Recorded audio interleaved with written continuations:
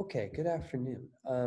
So I wanted to get some of these videos out earlier than just right now, but there are just constant problems everywhere, as I'm sure that you have recognized.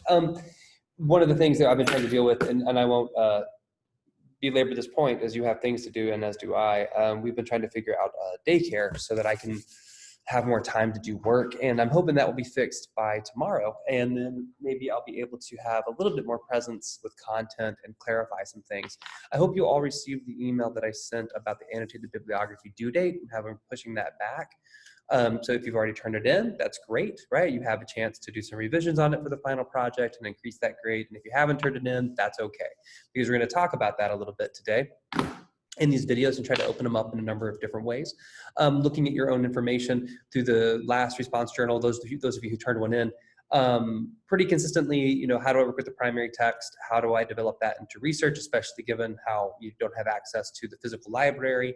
And how do I find source information for an enumerative bibliography and then open that up to understanding sort of the enumerative bib and topic proposal? These are all great questions. There's also going to be some content that will go up to Moodle. I'm hoping in the next day, once I have some little bit more daycare, that will cover the final project assignment sheet. Make sure there's like a checklist, basically, to make sure you have everything you need. And that will be due in roughly 8 days, right? I think you have until midnight or 5 p.m. Double check that on the next Tuesday to get the final project in. So really what we'll be doing now is just trying to create content that will help us better understand the paper itself and what we can do about that. And the project, I should say, not the paper, the project. And of course, it's all coming down to Citizen and how we deal with the book. So hopefully you have a copy of this book with you, and I'm going to go through a number of different things of it that might be helpful to understand. So I'm going to look at, in this particular work today, I'd like to look at the section 3 from this book. It starts on page 41. And this is section 3 of, I think, 7 total sections. And if I'm trying to write a research paper over a text that has multiple sections like this, one of the things I really want to try and do is to show that I have a knowledge of the book as a whole. So that was 7 total sections. So it's important that I can close read many different elements within the text. And so if I start on this one, I notice a number of different things that are continuing inside of the poem. And this includes things like, we start at the beginning, the very first page on page 41, we're back into visualization, right? So I'm getting a picture still of visuals, right? That's still really important. And I'm also seeing that we're dealing with athletes, and particularly, female athletes. So I'm still working with them in a lot of that space and trying to understand what this is going on. And in the very first page, it says, and there's some language in here I'm not going to use because it doesn't belong to me, and I'm not comfortable with it. So I'm just going to skip over those parts. And if you have the text, then you of course can fill them in. But of course, the power of language is very essential to this book. And more importantly, I might even argue the power of language when it's misused, especially by white men. I mean, I think though there are definitely white men characters in here who appear. Though I wouldn't say there was always gendered in that regard. It's the idea of whiteness. So somebody like very much my ilk and the way in which we use language and think about language is what this book is trying to get us to pay attention to, like specifically me, what we can say with this one. So again, we're in second person. It says, you are rushing to meet a friend in a distant neighborhood of Santa Monica. This friend says, as you walk toward her, you are late, and then we have the racial epithet, the moment of actual racism that occurs. And the response from our speaker is, what did you say? You ask, though you have heard every word. This person has never before referred to you like this in your presence, never before code switched in this manner.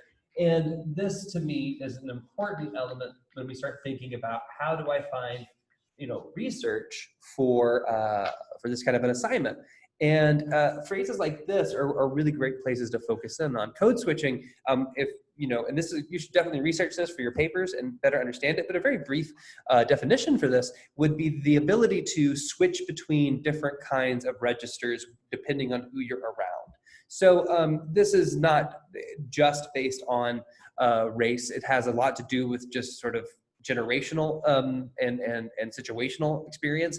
No more different than, or it is different, but a similar situation might be the language that you use, the way you communicate with your friends on a Friday night versus the language you use to communicate in an email to your professor or like a coach or a grandparent. Right? You use different terms, and it's a lot of, in many ways, when you're code switching like that, a lot of that is showing a connection to the people you're talking with. This is a kind of way to identify one another, to say, yes, we belong in this relationship and we have this sort of representation.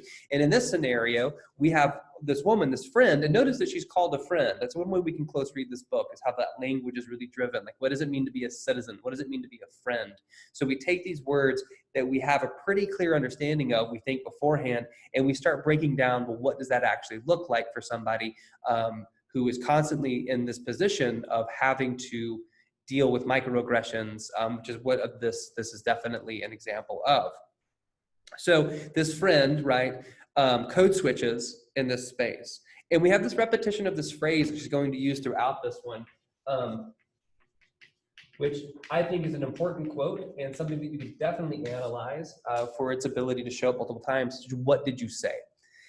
And the idea is that she's heard it, our speaker hears it, but it's also about saying, like, I've heard what you've said, but there's this other history to what you've just said that you're not representing in that language.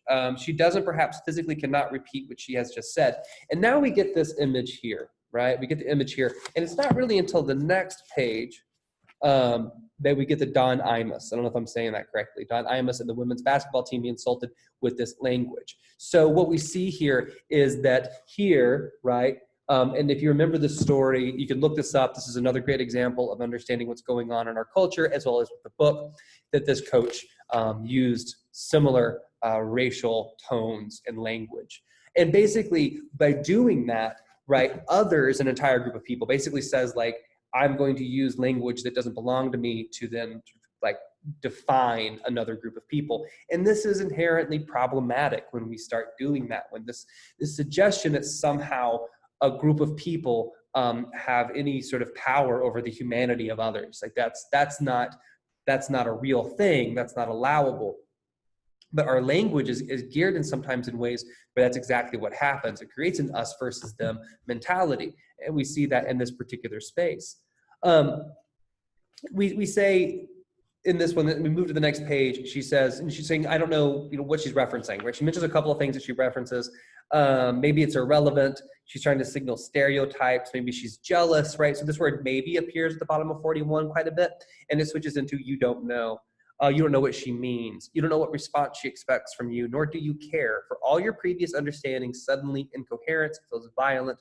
You both experience this cut, which she keeps insisting is a joke stuck in her throat, and like any other injury, you watch it rupture along its suddenly exposed suture. So the image we end up with at the end of this particular vignette is that of an injury that has been sutured. And so the white, presumably white woman in this story has used language, has code switched into a language, a vernacular is a word we would use maybe for this, that doesn't belong to her, she is not a part of in any intrinsic way, and has become sort of stepping into this to act as if she is. And when she does it, it's actually, she says, this goes into this incoherence feels violent. So this is like an attack. It feels attacking in this regard because there's no real recognition of what's happened and that there's an injury that's occurred. Like they've hurt the person, the speaker, right, who's listening in. And at the end of this one, one person saying it's a joke, right? The person who did it says it's just a joke, basically lighten up, it's a joke. And the person who received it is in a position of, what do you say to that? Right? Like, what's your response? And this ties back to the Serena Williams narrative all throughout, which is this idea of, and of course she brings it up later too in the scene, in the section, is this idea of, if she responds with anger in this space for having heard what she's heard, she will now look as if she has gone too far. Whenever she's watching Serena play tennis and she starts getting very upset, right? She's like, this person has gone insane. And it's not that Serena Williams has gone insane. It's that Serena Williams has finally had the moment, the tipping point of aggression when language and race and culture has been bombarding her constantly, and maybe even these micro ways, but constantly throughout her whole career, that it boils down to this one moment. And the frustration of our speaker here, I think, is that every moment can be that one moment. When you're a person of color, specifically like a woman of color. So there's a lot of information in this that we can think about researching, including and up to and including like how is language utilized with power structure? How does language and power work together? And I'll tell you something, that this goes beyond just one book and one 102 class. This is something you should really think about, because language will always be used to make sure that some people stay in charge and some people don't. And this goes down to everything from like, do you read your terms and conditions when you sign something? Did you know what you signed up for when you took college classes? And are you aware when you sign up for a credit card about what it means when you do these things? Because a lot of the time they bank on the fact that you don't read it that closely. Did you read your TikTok agreement? Now, is that the same thing as what's happening in this section? No, it's not particularly. However, there's always this idea that those in power can use language in such a way to keep others at bay and then not being able to reach power. So there's a lot of things in here that we can do research on. Now, obviously, like race relations in the United States is huge. Code switching is something really important. There's all this language research that you can do. Thinking about microaggressions, thinking about this Don Imus, I'm sorry, I don't know how to say that, and this women's basketball team. Again, we're back into athletics. So all of these are individual sections that we're trying to understand through this particular poem and this lyric. And I'm still struck with the idea of thinking about this text as a space of looking into and better understanding how language structures reality, and how it is that that anger, right? She mentions up anger in a couple of places. How this is a constantly felt experience with no real outlet. So what does that do psychologically, sociologically, right? Economically, what does it do to have constant aggression, this feeling of being attacked, but not being allowed to show that in any way without them becoming, designated as problematic. So the book's asking us a lot of really big questions. I'm gonna stop the video here, and then we'll start the next one and try to build off of this a little bit, but just something to start thinking about with all of our comments. So please email me if you have any questions or want any follow up on this, and I'll be happy to get that to you.